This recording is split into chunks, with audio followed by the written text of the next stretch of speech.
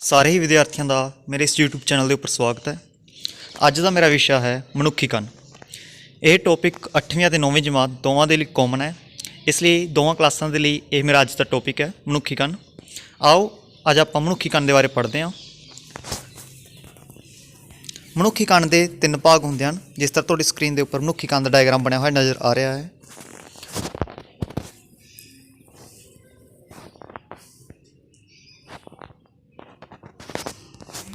ਸਭ ਤੋਂ ਬਾਹਰੀ ਭਾਗ, ਆਊਟਰ ਪਾਰਟ, ਮਿਡਲ ਪਾਰਟ ਅਤੇ ਇਨਰ ਪਾਰਟ, ਜਿਸ ਨੂੰ ਅੰਦਰੂਨੀ ਭਾਗ ਕਿਹਾ ਜਾਂਦਾ ਹੈ। ਬਾਹਰੀ ਭਾਗ ਦੇ ਅੱਗੇ 2 ਭਾਗ ਹੁੰਦੇ ਹਨ। ਇਸ ਭਾਗ ਨੂੰ ਬੱਚੋ ਪਿੰਨਾ ਕਿਹਾ ਜਾਂਦਾ ਹੈ। ਇਸ ਭਾਗ ਨੂੰ ਕਿਹਾ ਜਾਂਦਾ ਹੈ ਪਿੰਨਾ, PINNA। ਇਹ ਇਨਵਾਇਰਮੈਂਟ ਦੇ ਵਿੱਚੋਂ ਸਾਊਂਡ ਵਾਈਬ੍ਰੇਸ਼ਨਸ ਨੂੰ ਕਲੈਕਟ ਕਰਦਾ ਹੈ ਅਤੇ ਕੰਨ ਨਲੀ ਦੇ ਰਾਹੀਂ ਈਅਰ ਕੈਨਾਲ, ਕੰਨ ਨਲੀ ਦੇ ਰਾਹੀਂ ਬੱਚੋ ਮਿਡਲ ਪਾਰਟ ਦੇ ਵਿੱਚ ਭੇਜਦਾ ਹੈ। ਅੱਗੇ ਮਿਡਲ ਪਾਰਟ ਦੇ ਵਿੱਚ ਬੇਟਾ ਮਿਡਲ ਪਾਰਟ ਕੰਨ ਪਰਦੇ ਤੋਂ ਸ਼ੁਰੂ ਹੁੰਦਾ ਹੈ, ਜਿਸ ਨੂੰ ਇੰਗਲਿਸ਼ ਵਿੱਚ ਈਅਰ ਡਰਮ ਕਿਹਾ ਜਾਂਦਾ ਹੈ। ਇਹ ਵਾਈਬ੍ਰੇਸ਼ਨਸ ਈਅਰ ਡਰਮ ਦੇ ਨਾਲ ਟਕਰਾਉਂਦੀਆਂ ਹਨ ਅਤੇ ਇਸ ਵਿੱਚ ਵਾਈਬ੍ਰੇਸ਼ਨਸ ਨੂੰ ਕ੍ਰੀਏਟ ਕਰਦੀਆਂ ਹਨ। ਫਰਦਰ ਇਸ ਈਅਰ ਡਰਮ ਦੇ ਨਾਲ 3 ਹੱਡੀਆਂ ਜੁੜੀਆਂ ਹੋਈਆਂ ਹੁੰਦੀਆਂ ਹਨ, ਜਿਨ੍ਹਾਂ ਦੇ ਨਾਮ ਹਨ ਹਥੌੜੀ, ਪਹਿਲੀ ਹੱਡੀ ਵਿੱਚੋਂ ਹਥੌੜੀ, ਦੂਜੀ ਹੱਡੀ ਦਾ ਨਾਮ ਹੈ ਐਨਵਿਲ ਅਤੇ ਤੀਜੀ ਹੱਡੀ ਹੈ ਸਟੀਰੋ। ਇਹ 3 ਹੱਡੀਆਂ ਆਪਸ ਵਿੱਚ ਜੁੜੀਆਂ ਹੋਈਆਂ ਹੁੰਦੀਆਂ ਹਨ ਅਤੇ ਇਸ ਦਾ ਇੱਕ ਐਂਡ ਹੈਮਰ ਈਅਰ ਡਰਮ ਦੇ ਨਾਲ ਜੁੜਿਆ ਹੋਇਆ ਹੁੰਦਾ ਹੈ। ਇਹ ਹੱਡੀਆਂ ਸਾਊਂਡ ਵਾਈਬ੍ਰੇਸ਼ਨਸ ਨੂੰ ਲਗਭਗ 10 ਗੁਣਾ ਤੱਕ ਵਧਾ ਦਿੰਦੀਆਂ ਹਨ ਅਤੇ ਅੰਦਰੂਨੀ ਭਾਗ ਵੱਲ ਭੇਜਦੀਆਂ ਹਨ। ਅੰਦਰੂਨੀ ਭਾਗ ਦੇ ਵਿੱਚ ਇੱਕ ਬਹੁਤ ਹੀ ਮਹੱਤਵਪੂਰਨ ਅੰਗ ਹੁੰਦਾ ਹੈ, ਜਿਸ ਦਾ ਨਾਮ ਹੁੰਦਾ ਹੈ ਕੋਕਲੀਆ। ਇਹ ਕੋਕਲੀਆ ਦੇ ਵਿੱਚ ਬਹੁਤ ਹੀ ਮਹੀਨ ਬਾਲ ਹੁੰਦੇ ਹਨ ਅਤੇ ਇਸ ਵਿੱਚ ਇੱਕ ਲਿਕੁਇਡ ਫਲੂਇਡ ਮੌਜੂਦ ਹੁੰਦਾ ਹੈ, ਤਰਲ ਪਦਾਰਥ ਮੌਜੂਦ ਹੁੰਦਾ ਹੈ। ਇਹ ਤਰਲ ਪਦਾਰਥ ਅਤੇ ਮਹੀਨ ਬਾਲ ਇਹਨਾਂ ਵਾਈਬ੍ਰੇਸ਼ਨਸ ਨੂੰ ਇਲੈਕਟ੍ਰੋਕੈਮੀਕਲ ਸਿਗਨਲਸ ਦੇ ਵਿੱਚ ਕਨਵਰਟ ਕਰ ਦਿੰਦੇ ਹਨ।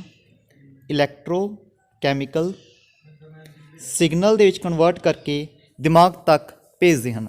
ਦਿਮਾਗ ਇਹਨਾਂ ਸੂਚਨਾਵਾਂ ਨੂੰ ਧੁਨੀ ਸੂਚਨਾਵਾਂ ਦੇ ਵਿੱਚ, ਸਾਊਂਡ ਵੇਵਸ ਦੇ ਵਿੱਚ ਅੱਗੇ ਕਨਵਰਟ ਕਰਦਾ ਹੈ ਅਤੇ ਸਾਨੂੰ ਪਤਾ ਲੱਗਦਾ ਹੈ ਕਿ ਕੀ ਬੋਲਿਆ ਗਿਆ ਹੈ, ਜਿਸ ਧੁਨੀ ਨੂੰ ਅਸੀਂ ਪਹਿਚਾਣ ਸਕਦੇ ਹਾਂ। ਆਪਣਾ ਅਗਲਾ ਟੌਪਿਕ ਬੱਚੋ ਉਹ ਹੈ ਕੰਪਨ ਦਾ ਆਯਾਮ, ਆਵਰਤਕਾਲ ਅਤੇ ਆਵਰਤੀ। ਆਯਾਮ ਨੂੰ ਬੱਚੋ ਇੰਗਲਿਸ਼ ਵਿੱਚ ਐਂਪਲੀਟਿਊਡ, ਆਵਰਤਕਾਲ ਨੂੰ ਟਾਈਮ ਪੀਰੀਅਡ ਅਤੇ ਆਵਰਤੀ ਨੂੰ ਫ੍ਰੀਕੁਐਂਸੀ ਕਹਿੰਦੇ ਨੇ ਬੱਚੋ। ਤਾਂ ਇਸ ਨੂੰ ਸਮਝਣ ਲਈ ਸਭ ਤੋਂ ਪਹਿਲਾਂ ਆਪਾਂ ਸਮਝਦੇ ਹਾਂ ਡੋਲਣ ਗਤੀ ਕੀ ਹੁੰਦੀ ਹੈ। ਤਾਂ ਡੋਲਣ ਗਤੀ ਬੱਚੋ ਜੋ ਕੋਈ ਵੀ ਵਸਤੂ ਆਪਣੀ ਮੱਧ ਸਥਿਤੀ ਦੇ ਆਲੇ ਦੁਆਲੇ ਗਤੀ ਕਰਦੀ ਹੈ ਤਾਂ ਉਸ ਪ੍ਰਕਾਰ ਦੀ ਗਤੀ ਨੂੰ ਕੀ ਕਿਹਾ ਜਾਂਦਾ ਹੈ? ਡੋਲਣ ਗਤੀ ਕਿਹਾ ਜਾਂਦਾ ਹੈ। ਮੰਨ ਲਓ ਬੱਚੋ ਉਦਾਹਰਨ ਦੇ ਤੌਰ ਦੇ ਉੱਪਰ ਤੁਹਾਡੇ ਕੋਲ 2 ਬਿੰਦੂ ਨੇ A ਅਤੇ B। ਉਹ ਕੀ ਬੇਟਾ ਉਸਦਾ ਮੀਨ ਪੋਜੀਸ਼ਨ।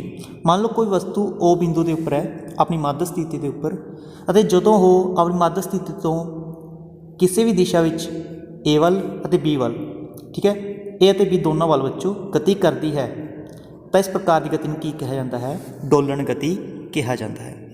ਠੀਕ ਹੈ ਬੇਟਾ।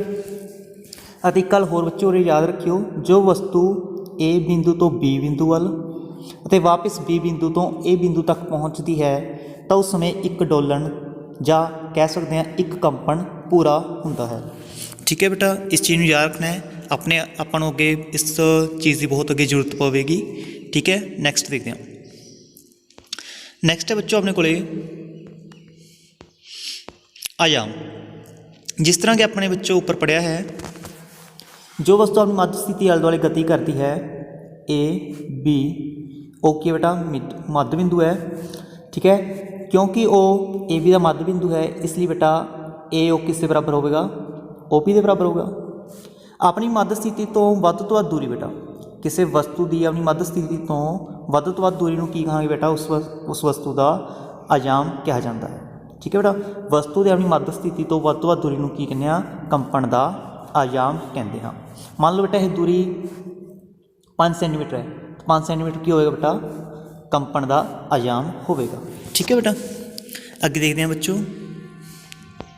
ਇੱਕ ਗੱਲ ਬੇਟਾ ਉਰੇ ਮੈਂ ਤੁਹਾਨੂੰ ਹੋਰ ਵੀ ਦੱਸ ਦੇਣਾ ਚਾਹੁੰਦਾ, ਇਹ ਸਿਰਫ ਕੰਪਨ ਇਸੇ ਪ੍ਰਕਾਰ ਨਹੀਂ ਹੁੰਦੀ, ਕੰਪਨ ਇਸ ਤਰ੍ਹਾਂ ਵੀ ਹੋ ਸਕਦੀ ਹੈ ਬੇਟਾ। ਇਹ ਕੰਪਨ ਇਸ ਰੂਪ ਵਿੱਚ ਹੀ ਤੁਹਾਨੂੰ ਦਿਖਾਈ ਦੇ ਸਕਦੀ ਹੈ, ਜਿਹਦੇ ਵਿਚਕਾਰ ਲਾਈਨ ਮਾਰੀ ਹੈ ਬੇਟਾ ਮੈਨੇ OA। ਇਹ ਬੇਟਾ ਕੰਪਨ ਦੀ ਮੱਧ ਸਥਿਤੀ ਹੋਵੇਗੀ। ਜੋ ਵਸਤੂ ਕੰਪਨ ਕਰਦੀ ਹੈ ਤਾਂ ਬੇਟਾ ਆਪਣੀ ਮੱਧ ਸਥਿਤੀ ਤੋਂ ਉਸ ਦਾ ਵੱਧ ਤੋਂ ਵੱਧ ਉੱਪਰ ਵੱਲ ਨੂੰ ਜਾਂ ਨੀਚੇ ਵੱਲ ਨੂੰ ਦੂਰੀ ਜੋ ਹੋਵੇਗੀ ਉਹ ਵੀ ਕੀ ਹੁੰਦਾ ਬੇਟਾ? ਆਯਾਮ ਹੁੰਦਾ ਹੈ। ਇਸ ਨੂੰ ਕੀ ਕਹਾਂਗੇ ਬੇਟਾ? ਆਯਾਮ। ਇਹ ਵੀ ਕੀ ਹੈ ਤੁਹਾਡੇ ਕੋਲੇ? ਆਯਾਮ ਹੈ। ਨੀਚੇ ਵਾਲੀ ਵੀ ਬੇਟਾ ਇਹ ਕੀ ਹੈ ਤੁਹਾਡੇ ਕੋਲੇ? ਆਯਾਮ ਹੈ। ठीक है बेटा, इस चीज़ में याद रखना है। आयाम यानी कि इंग्लिश के विच एम्पलीट्यूड। ठीक है, नैक्सट टॉपिक देखते हैं बच्चों, आवर्तकाल। नैक्सट टॉपिक अपने को आवर्तकाल। आवर्तकाल की बेटा परिभाषा देखो, एक कंपन पूरा करने लई लगे समय नूं आवर्तकाल कहा जाता है। जिस तरह बच्चों अपने ऊपर देखा है, मान लो कोई वस्तु अपनी मध्य स्थिति के आले दुआले गति कर रही है। ठीक है बेटा, तो एक कंपन कदों पूरा होगा? जो वस्तु ए बिंदु तो बी बिंदु तक और बी बिंदु तो ए बिंदु के उपर वापस आ जाएगी, तो एक कंपन या एक डोलन, एक ओसीलेशन पूरा हो जाएगा। तो एक कंपन पूरा करने लिए जो भी समा लगता है उसनों की कहांगे? कंपन का आवर्तकाल कहा जाता है। चाहे यह 2 सैकेंड भी हो सकते हैं बच्चों, आधा सैकेंड भी हो सकता है, 4 सैकेंड, कोई मर्जी वैल्यू होगी बेटा। एक कंपन करने के लिए जो भी समा लगेगा वह की होगा? उस वस्तु का, उस कंपन का आवर्तकाल होगा। आवर्तकाल की बच्चों SI इकाई सैकेंड होंगी है। बच्चों याद रखियो की होंगी बेटा? सैकेंड, जिसनों सिंपली S के नाल लिखा जाता है। ठीक है, अगे देखते बच्चों आवर्ती। हुण आवर्ती की होंदी है बेटा? एक सैकेंड विच पूरा किए गए डोलना की संख्या नूं आवर्ती कहा जाता है। आवर्ती यानी कि बेटा इंग्लिश के इसनूं कहने होंगे असीं फ्रीकुएंसी। फ्रीकुएंसी की कहने बेटा? फ्रीकुएंसी। हुण मान लो कोई वस्तु है वो अपनी मध्य स्थिति के आले दुआले गति कर रही है, यानी कि डोलन गति हो रही है बेटा, अते एक सैकेंड दे विच, एक सैकेंड विच कितने डोलन पूरे हो रहे हैं बेटा? मान लो 5 डोलन पूरे हो रहे हैं, 5 डोलन या ओसीलेशन पूरे हो रहे हैं। तो एक सैकेंड के बेटा जिन्ने भी डोलन पूरे होंगे वह डोलना की गिनती में की कहांगे? कंपन की आवर्ती कहा जाऊगा। 5 डोलन पूरे होने तो आवर्ती 5 होगी। जे 100 डोलन पूरा हो रहा है आवर्ती 100 होगी। 50 डोलन पूरे हो रहे आवर्ती की होगी? 50 होगी। ठीक है बेटा, इस नाल एक चीज़ तो मैं होर दस दिंदा बेटा, आवर्ती अते आवर्तकाल एक दूजे उल्ट अनुपाती होंगे बेटा। आवर्ती का फार्मूला होता है 1 आवर्तकाल होंदा है। ठीक है बेटा, ये भी तुसीं याद रखना, बहुत ही महत्वपूर्ण फार्मूला है। आवर्ती किस बराबर होंदा है? 1 आवर्तकाल। अते एक चीज़ होर बेटा, आवर्ती की SI इकाई की होंदी है बेटा? SI यूनिट ये होंदी है बेटा तुहाडे कोले हर्ट्स। हर्ट्स जिसनों अंग्रेजी बेटा वड्डी H छोटी Z इस तरह लिखा जाता है, हर्ट्स। ठीक है बेटा, ये भी चीज़ याद रखनी बहुत ही महत्वपूर्ण है। अगे देखते हैं बच्चों आप नैक्सट टॉपिक बेटा अपने को उच्चापन और तिखापन। उच्चापन यानी कि लाउडनैस, तिखापन यानी कि पिच। तो वस्तु का कोई भी कंपन, जो वस्तु कंपन करती है बेटा, तो उसका जो उच्चापन है जो लाउडनैस है वो उसके आयाम के उपर निर्भर करता है। उच्चापन किसके उपर निर्भर करता है बेटा? आयाम के उपर। ठीक है बेटा, किसके उपर निर्भर करेगा? आयाम के उपर। जे उच्चापन, जे आयाम ज़्यादा है तो उच्चापन भी क्या होगा बेटा? तो उच्चापन भी क्या होगा? ज़्यादा होगा। जे आयाम घट है बेटा तो उच्चापन की होगा? घट होगा। ठीक है बेटा, इस चीज़ में याद रखना है। उच्चापन किसके उपर निर्भर करता है? आयाम के उपर निर्भर करता है। आयाम वध होगा उच्चापन भी ज़्यादा होगा, आयाम घट होगा उच्चापन घट होगा। फर्दर बच्चे एक चीज़ होर भी याद रखिए बेटा, इस उच्चापन यानी कि लाउडनैस, उच्चापन आयाम दे वर्ग के बराबर होंगे बेटा। आयाम के वर्ग के बेटा सिद्ध अनुपाती होंगे, तुम ऐ लिख सकते हो उच्चापन आयाम के वर्ग के सिद्ध अनुपाती होंगे है। ठीक है बेटा, जेकर असी वस्तु का आयाम या कंपन कर रही वस्तु का आयाम 2 गुना कर दिए बेटा, तो उच्चापन किन्ने गुना हो जाएगा बेटा? 2 का वर्ग कितना हो गया अपने को? 4, तो उच्चापन 4 गुना हो जाएगा। इसी तरह जेकर असी आयाम नूं 3 गुना कर दिए तो उच्चापन कितना हो जाएगा बेटा? 3 का वर्ग 9 गुना हो जाएगा। ठीक है बेटा, उच्चापन आयाम के वर्ग के सिद्ध अनुपाती होंदा है, बहुत ही महत्वपूर्ण है। ठीक है बेटा, इसनूं याद रखना है। ठीक है, हुण असीं पढ़ते हैं तिखेपन बारे। तिखापन जिसनूं बेटा पिच कहा जाता है। तिखापन यानी कि पिच। पिच बच्चों निर्भर करती है उसकी आवर्ती के उपर। उसकी आवर्ती के उपर। जिन्नी वध आवर्ती होगी पिच उन्नी ही ज़्यादा होगी, भाव की है धुनी उन्नी ज़्यादा तिखी होगी। जेकर आवर्ती घट होगी बेटा तो धुनी घट तिखी होगी, भाव की आवाज़ की होगी भारी होगी। ठीक है बेटा, इस करके बेटा इस दे उपर एक तुहानूं मैं MCQ करवा रहा, उस वाल ध्यान दो। पूछा गया बेटा क्वेश्चन की है तुहाडे कोले, किस दी धुनी भारी है, या फिर बच्चों इसमें थोड़ा हो लिख सकते हैं, ਜਾਂ ऐ लिख लो बेटा आवर्ती घट है, आवर्ती घट है। ठीक है बेटा, ऑप्शन देखो बेटा, पहला ऑप्शन है आदमी दी, दूजा ऑप्शन है बेटा औरत दी, और तीजा ऑप्शन है बेटा तुहाडे कोले बच्चे दी। तो तुसीं दसना है किसकी आवर्ती घट है। ठीक है बेटा, हुण जे इसनूं तुसीं समझोगे बेटा तो तुसीं पहले समझो किसी धुनी भारी है, क्योंकि जेकर आवर्ती घट होगी तो धुनी की होगी भारी। तो सारिਆਂ ਨੂੰ पता बेटा किसकी आवाज़ भारी होंदी है, किसकी धुनी भारी होंदी है, आदमी की। जेकर आदमी की धुनी भारी है, ठीक है बेटा, तो उसकी आवर्ती की होगी घट होगी बेटा। ठीक है, इस दे नाल संबंधित MCQ सी, तुहानूं आना चाहिए, बड़ा आसान क्वेश्चन है बेटा। इस तरह तुहानूं MCQ कॉम्पीटिटिव एग्जाम्स विच मिल सकते हैं, तो इस चीज़ को समझ लो बेटा। अगे आप नैक्सट टॉपिक देखते हैं। नैक्सट टॉपिक है बेटा अपने कोले, इसनूं बेटा एक किरा दे राहीं भी दसाया गया है। NCERT बुक के बच्चों ही किरा दी हुई है, जिस एक गिलास लिता गया है, चम्मच लिता गया है, अते तुसीं देख पा रहे हो बेटा एक उरे बेटा थर्माकोल की बोल ली गई है। जो असीं चम्मच के नाल गिलास नूं टकराउंदे हाँ तो थर्माकोल दे गिलास के विचों कंपन पैदा होती है, थर्माकोल की शीट कुछ दूर के उपर विस्थापित हो जाती है। जो यह विस्थापन है बेटा थर्माकोल की बोल का, इस विस्थापन को कहा जाता है बच्चों आजम, कंपन का आजम। जोर की मारांगे बेटा तो थर्माकोल ज़्यादा दूर जाऊगी, जेकर असीं घट कंपन पैदा कराएं गिलास विच तो यह थर्माकोल घट दूर जाऊगी बेटा।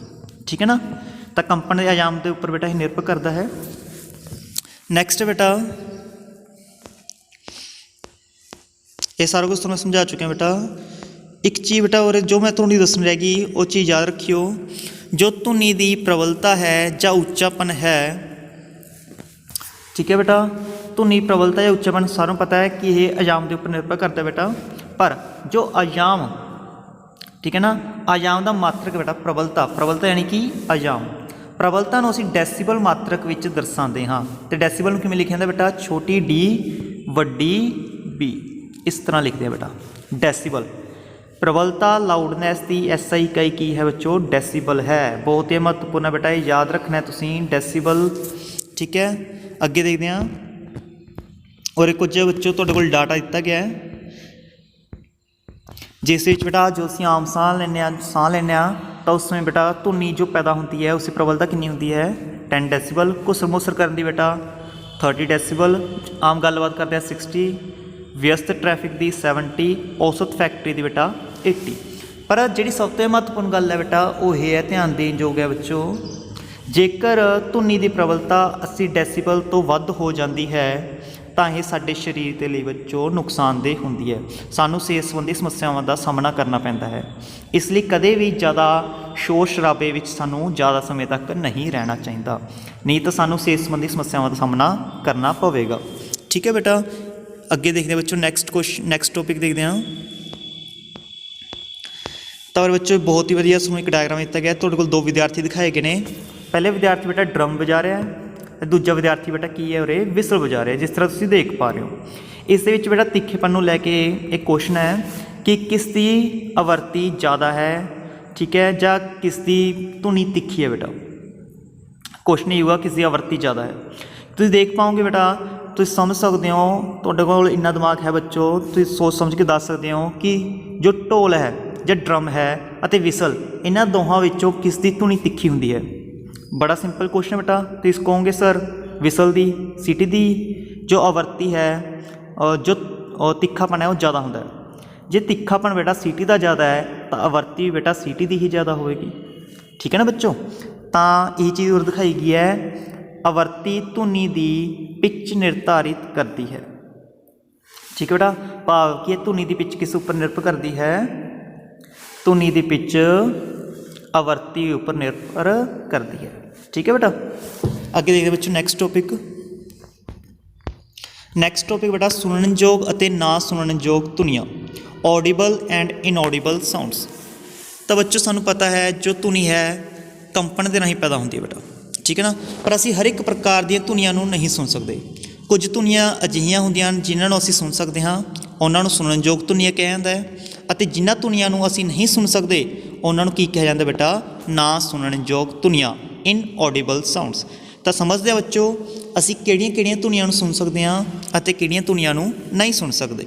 ठीक है बच्चों, तो सब तो पहले बेटा मनुखी कन्नां दे लई सुननयोग धुनी की आवर्ती सीमा, जिस तरह तुहाडी स्क्रीन के उपर नज़र आ रहा बेटा, जो मनुखी कंन हैं वो इस रेंज के विच बेटा सुन सकते हैं। जेकर धुनी की आवर्ती 20 हर्ट्स तो 20,000 हर्ट्स के विचकार रहिंदी है बेटा, तो असी वो धुनियां सुन सकते हाँ। जेकर 20 हर्ट्स तो घट जाती है तो वह धुनी साडे लई सुननयोग नहीं होगी। इस प्रकार जेकर धुनी की आवर्ती 20,000 हर्ट्स तो वध जाती है तो भी असी धुनी नूं नहीं सुन सकते। इन्हां धुनियां नूं ओह धुनियां बेटा जिन्हां दी आवर्ती 20 हर्ट्स तो घट होंदी है, जिन्हां दी आवर्ती 20 हर्ट्स तो घट होंदी है बेटा, उन्हां नूं असी इनफ्रासोनिक साउंड कहते हाँ, इनफ्रासोनिक साउंड। अते पंजाबी विच बेटा इन्हां नूं नीम धुनी कहा जाता है, नीम धुनी कहते हैं। ठीक है बेटा, इस तरह बेटा जिहड़ियां धुनियां की आवर्ती 20,000 हर्ट्स तो ज़्यादा होंदी है उन्हां नूं असी अल्ट्रासोनिक साउंड कहते हाँ, अल्ट्रासोनिक साउंड। अते पंजाबी विच बेटा इन्हां नूं असी परात धुनी कहते हाँ, परात धुनी। इन्हां धुनियां भी असी नहीं सुन सकते, असी सिर्फ 20 हर्ट्स तो 20,000 हर्ट्स वाली धुनियां ही सुन सकते हैं बेटा। ठीक है, अगे देखते हैं बेटा नैक्सट। नैक्सट है बेटा रौला शोर अते संगीत। नैक्सट टॉपिक है रौला शोर अते संगीत। अक्सर बच्चों ये शब्द तुसीं सुनिया होवेगा, अध्यापक अक्सर तुहानूं क्लास दे विच कहंदा है कि शोर ना करो, रौला ना मचाओ बच्चों। ठीक है ना, तो अक्सर तो है की चीज़ बेटा ये रौला या शोर, तो मन नूं चंगियां लगन वालियां धुनियां, मन नूं चंगियां ना लगन वालियां बेटा, तो और गलत लिखा बेटा, इसनूं करैक्ट कर लियो। मन नूं चंगियां ना लगन वालियां धुनियां जां भैड़ियां धुनियां नूं बेटा की कहा जाता है, रौला कहते हैं। उदाहरण बच्चों दी है बस अते ट्रकों का हॉर्न बच्चों। ठीक है ना, इस तरह बच्चों संगीत की होंदा है, संगीत बच्चों वो धुनी जो साडे कन्नां नूं चंगी लगती है उसनूं की कहने आ, संगीत कहने बेटा। उदाहरण दिता होया है हारमोनीयम द्वारा पैदा हुई धुनी अते बांसुरी की आवाज़, ये सब की है बेटा संगीत है। एक और क्वेश्चन है बच्चों, देखो बच्चों इस दे विच बहुत महत्वपूर्ण क्वेश्चन है, सिंपल क्वेश्चन है, जेकर संगीत बहुत ज़्यादा प्रबल हो जाए तो कि यह संगीत होवेगा। सोचो बच्चों अते जवाब दो कि जेकर संगीत की प्रबलता बहुत ज़्यादा हो जाए तो कि यह संगीत रहेगा। तो इसका आंसर आएगा बेटा नो, नहीं, ये संगीत नहीं होवेगा। क्योंकि बेटा जेकर धुनी की प्रबलता 80 डेसीबल तो वध जाती है तो सानू पता है यह धुनी बेटा साडे लई की हो जाएगी, साडे शरीर के लिए नुकसानदेह होगी। इसलिए बेटा यह संगीत ना रह के की बन जाएगा बेटा, शोर हो जाएगा, रौला हो जाएगा। ठीक है बेटा, समझ रहे होंगे। नेक्स्ट क्वेश्चन देखते हैं बेटा, नेक्स्ट टॉपिक। नेक्स्ट टॉपिक बेटा शोर प्रदूषण। तुसी अक्सर हवा प्रदूषण, पानी प्रदूषण बारे जरूर सुनिया होगा, अज अपने पढ़ना है शोर प्रदूषण बेटा। तो वातावरण विच डेफिनेशन तुहाडे सामने दित्ती हुई है बेटा, वातावरण विच बहुत ज़्यादा अते बेलोड़ियां धुनियां नूं बेटा शोर प्रदूषण कहते हैं। उदाहरण बच्चों तुहाडे सामने है वाहनां दीयां धुनियां बेटा, विस्फोट की आवाज़, मशीनां, लाउड स्पीकर, ये सब शोर प्रदूषण की हैं बेटा स्रोत हैं। इन्हां तो की होंदा बेटा शोर प्रदूषण होंदा है। अगे देखते हैं बच्चों शोर प्रदूषण दी हानियां की ने बेटा। असीं पढ़ लिया शोर प्रदूषण की हुंदा है, किन्ना करके हुंदा है, इन्हां साडे शरीर के उपर की इफैक्ट पैंदा बेटा, की असर होंदा है, हुण उस बारे देखते हैं बच्चों आपां। तो बेटा सब तो पहले है तनाव, उच्चा ब्लड प्रैशर जिसनों बेटा इंग्लिश हाई BP कहने, हाई ब्लड प्रैशर, उनिंद्रा, इंग्लिश बेटा स्लीपिंग सिकनेस सिर दर्द हैडेक सुनने की समर्था की घट जाना बेटा यानी कि हीयरिंग इंपेयरमेंट बेटा इसमें कहने हीयरिंग इंपेयरमेंट ठीक है। ਅਤੇ ਹੋਰ ਸਿਹਤ ਸੰਬੰਧੀ ਸਮੱਸਿਆਵਾਂ ਫਰਦਰ ਹੈਲਥ ਹੈਜ਼ਰਡਸ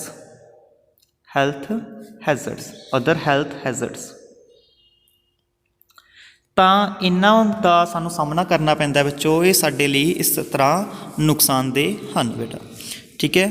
ਨੈਕਸਟ ਦੇਖਦੇ ਬੱਚੋ। ਨੈਕਸਟ ਹੈ ਸ਼ੋਰ ਪ੍ਰਦੂਸ਼ਣ ਨੂੰ ਸੀਮਿਤ ਕਿਵੇਂ ਰੱਖਿਆ ਜਾ ਸਕਦਾ ਹੈ ਜਾਂ ਕਿਸ ਤਰ੍ਹਾਂ ਅਸੀਂ ਸ਼ੋਰ ਪ੍ਰਦੂਸ਼ਣ ਨੂੰ ਘਟਾ ਸਕਦੇ ਹਾਂ। ਤਾਂ ਇਸ ਨੂੰ ਘਟਾਉਣ ਦੇ ਲਈ ਬੇਟਾ ਤੁਸੀਂ ਦੇਖ ਸਕਦੇ ਹੋ ਤੁਹਾਡੇ ਕੋਲ ਉਰੇ ਕੁਝ ਪੁਆਇੰਟਸ ਦਿੱਤੇ ਗਏ ਨੇ। ਹਾਊ ਮੇਜ਼ਰਸ ਟੂ ਲਿਮਿਟ ਦਾ ਨੋਇਸ ਪੋਲਿਊਸ਼ਨ ਬੱਚੋ। ਸਭ ਤੋਂ ਪਹਿਲਾਂ ਤੁਹਾਡੇ ਦਿੱਤਾ ਹੋਇਆ ਤੁਹਾਡੇ ਕੋਲ ਸਭ ਤੋਂ ਪਹਿਲਾਂ ਮਸ਼ੀਨਾਂ ਵਾਹਨਾਂ ਅਤੇ ਘਰੇਲੂ ਯੰਤਰਾਂ ਵਿੱਚ ਖਾਮੋਸ਼ ਕਰਨ ਵਾਲੀਆਂ ਯੁਕਤੀਆਂ ਲਾਉਣੀਆਂ ਚਾਹੀਦੀਆਂ ਹਨ ਠੀਕ ਹੈ ਬੇਟਾ। ਸ਼ੋਰ ਦੂਜਾ ਬੱਚੋ ਸ਼ੋਰ ਪੈਦਾ ਕਰਨ ਵਾਲੀਆਂ ਕਿਰਿਆਵਾਂ ਨੂੰ ਬੇਟਾ ਰਿਹਾਇਸ਼ੀ ਖੇਤਰਾਂ ਤੋਂ ਦੂਰ ਕਰਨਾ ਚਾਹੀਦਾ ਹੈ। ਜਿਵੇਂ ਕੋਈ ਫੈਕਟਰੀ ਹੈ ਉਦਯੋਗ ਹੈ ਬੱਚੋ ਉਹ ਵੀ ਰਿਹਾਇਸ਼ੀ ਖੇਤਰ ਤੋਂ ਦੂਰ ਸਥਾਪਿਤ ਹੋਣਾ ਚਾਹੀਦਾ ਹੈ। ਚੌਥਾ ਪੁਆਇੰਟ ਹੈ ਆਟੋਮੋਬਾਈਲ ਦੇ ਹੋਰਨਾਂ ਦੀ ਵਰਤੋਂ ਬੇਟਾ ਸਾਨੂੰ ਘੱਟ ਤੋਂ ਘੱਟ ਕਰਨੀ ਚਾਹੀਦੀ ਹੈ ਜਾਂ ਲੋੜ ਅਨੁਸਾਰ ਕਰਨੀ ਚਾਹੀਦੀ ਹੈ। ਅਤੇ ਨੈਕਸਟ ਬਿੰਦੂ ਬੇਟਾ ਤੁਹਾਡੇ ਕੋਲ 5th ਪੁਆਇੰਟ ਸ਼ੋਰ ਪ੍ਰਦੂਸ਼ਣ ਦੇ ਹਾਨੀਕਾਰਕ ਪ੍ਰਭਾਵਾਂ ਨੂੰ ਘੱਟ ਕਰਨ ਦੇ ਲਈ ਬੇਟਾ ਸਾਨੂੰ ਸੜਕਾਂ ਅਤੇ ਇਮਾਰਤਾਂ ਦੇ ਨੇੜੇ ਰੁੱਖ ਲਗਾਉਣੇ ਚਾਹੀਦੇ ਹਨ ਤਾਂ ਜੋ ਸ਼ੋਰ ਪ੍ਰਦੂਸ਼ਣ ਘੱਟ ਤੋਂ ਘੱਟ ਅਸੀਂ ਉਸ ਦੇ ਇਫੈਕਟ ਨੂੰ ਘੱਟ ਤੋਂ ਘੱਟ ਕਰ ਸਕੀਏ।